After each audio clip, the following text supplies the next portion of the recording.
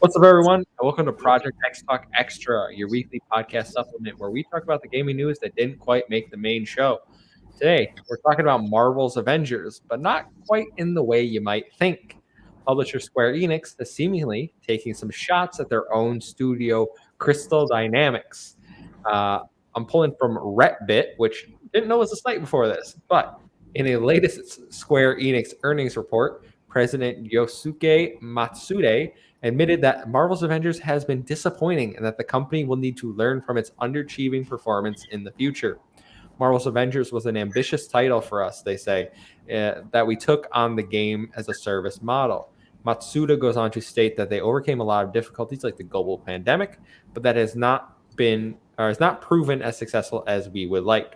Quote, nonetheless, taking on game as a service model highlighted issues that we are likely to face in the future game development efforts, such as the need to select game designs that mesh with the unique attributes and taste of our studios and development teams, before saying they have no doubt game as a service models will prove to be the future. Now, reading that, I don't know if anybody picked up on it. I can say it again. The need to select game designs that mesh with unique attributes and taste of our studios and development teams. Essentially, he is calling out that, hey, Crystal Dynamics, you weren't the right people for this. You don't got the stuff to work on Marvel's Avengers. Guys, what do you think of this ridiculous statement, in my opinion? Calling out one of your own studios, being like, you ain't got the stuff. Tom. All right, so one, Square Enix, you knew the state of the game when you guys let it get published. If you guys had such an issue with the way that they made the game, you could have delayed the game. Instead, you decided to be greedy and push it out as soon as possible.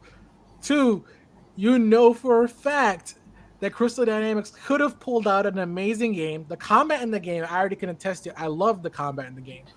I don't think that's the fundamental issues of the game. It's the fact that you more than likely forced them to make this into a live service game because there's no way in fucking hell that a developer would be like, hey, let's make a live service game out of the Avengers franchise, one of the top grossing franchises in the world, and let's make a great game out of it. No, we know that if it was a single player experience, like just like Guardians of the Galaxy has proven, it could have been an amazing game. That's it. I'm mad. Amon, what's your take on this statement from the president of Square Enix? I mean, Crystal Dynamics gets a lot of shit from Square Enix. I think they said something similar when the third Tomb Raider game came out. And yeah, that's. I mean, it's their biggest studio. They can't go around publicly denouncing them like that. So yeah, I think Luke Lore tweeted this out when he said he wouldn't be surprised if Square Enix becomes gets acquired by someone else like Xbox Game Studios or PlayStation Studios in by 2026. So yeah. So that's an interesting segue to a point I wanted to bring up. Because Square has been so vocal about their displeasure of the way Crystal Dynamics has developed the Avengers. I'm not going to say handled because I think Square Enix ultimately has mishandled the Avengers. But they were also critical, as you said, of Tomb Raider. I believe it was the first reboot, which I'm pretty sure has sold 8.5 million. Was the last reported number. So not quite sure what they're so up in arms about. That is a great success. So do we think we know Crystal Dynamics is now partnering with the initiative to make Perfect Dark? And I think we brought this up when we talked about that initially, but there's more fuel to fire now. Do we think that this public, quote unquote, public shaming of their own studio is kind of them nudging them out the door? I won't say pushing, but kind of nudging them a little bit, being like, hey, maybe you should start looking for a new home. Maybe you'll be appreciated somewhere else. It could be. I mean, it was rumored last year that Ubisoft was planning to acquire the American part of what's it called, Square Enix. So like Crystal Dynamics, Eidos Montreal, and all of that stuff. So could be, or they could just join Xbox Game Studios. That would be pretty cool. Yeah, I can see it as them being nudged out. it's kind of insane to like publicly do that to your like your own developers. That You're it's and their biggest it's developer, and their biggest it's studio. I think they have like 5 different studios, Crystal Dynamics, yeah, and across. it's Yeah, pushing the blame. That's my biggest issue with this. It's pushing the blame onto them when ultimately, it's your guys' responsibility to make sure a good game gets published. But yeah, I mean, it's unfortunate. I mean, Phil Spencer, hit them up. Yeah, I mean they have connections there, so it wouldn't be the biggest surprise. We have seen in recent years studios like IO Interactive. They used to be under Square Enix. They broke away.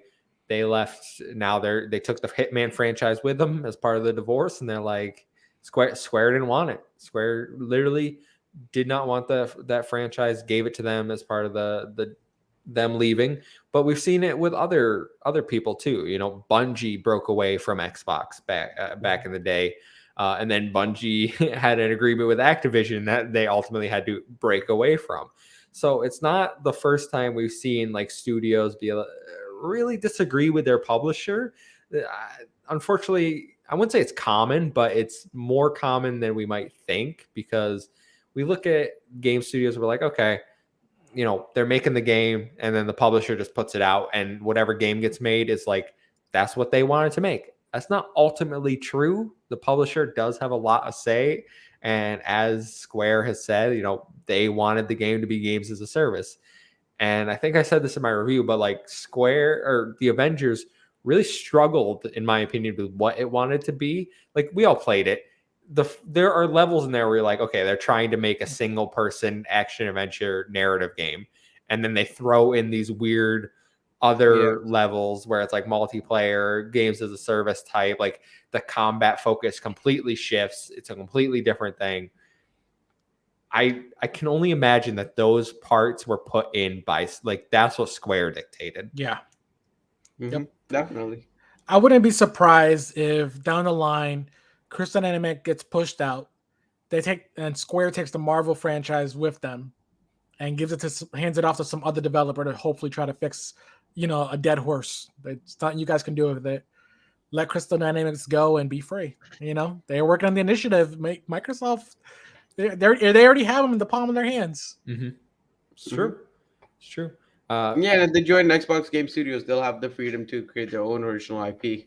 Because we've heard that time and time again from people under Xbox Game Studios that they're not dictated to make anything. They get to make what they want to make. I mean, freaking Rare's over there making Everwild. The hell's that? Instead of Banjo. Instead of Banjo, thank you, my poor little boy. Wait, Kevin, I thought you were behind the idea of Everwild. I am. I want to know what it is. Like, what is the game? You show me pretty pictures, Rare. What is the actual game? I need to know. But no, I think Crystal Dynamics would actually benefit going under Xbox because they have like 6 different studios across North America. So they could possibly do what Obsidian's doing right now. Have a project, like split the teams up, work on smaller and bigger projects. Have a project every year or something like that. I just hope that. See, the problem is if Crystal Dynamics gets pushed out or breaks away, there's no way Square is going to let them keep even the Tomb Raider franchise, right? Like, no, for sure. Those rights are staying with Square. But I don't think they need it. But then they're talented in the studio. They don't need Tomb Raider to succeed. They can bring back Gex the Gecko. What's that? It's a classic game. It's a classic game. Look it up. Gex the Gecko. Gex the Gecko. It used to be like their logo. Like, it used to be on their logo, I'm pretty sure. Oh, really? Yeah. He was a I wouldn't say he was a big deal. Okay, this looks pretty cool. Yeah. A lizard in a tux with a laser beam shooting out of his finger. The more you say, the less I want it. Yeah. But that's our thoughts, everyone. Will Crystal Dynamics end up leaving? We don't know. What we do know is Square, it's pretty crappy of you to throw your developer under the bus like this. Take some responsibility, and maybe don't say stuff like this in the press where everyone can see it. Bad look. But until next time, I've been Kevin, aka the Muffin Man. That's where you can find me on Twitter. Tom, where can they find you? You guys can find me on Twitter at Alpaca Tom. We also have a TikTok now, Project XTalk. I think there's an underscore in there, maybe. Yeah, it's Check us out. project underscore XTalk is our Twitter. Go follow us over there. We'll be doing some shorts on YouTube. We're putting them on TikTok as well. But if you want to interact with us over on TikTok, as you Zoomers like to do, go hit us up. Aman, where can they find you? You can find me at Amon_M05. And we will see you guys next time. Goodbye. Bye.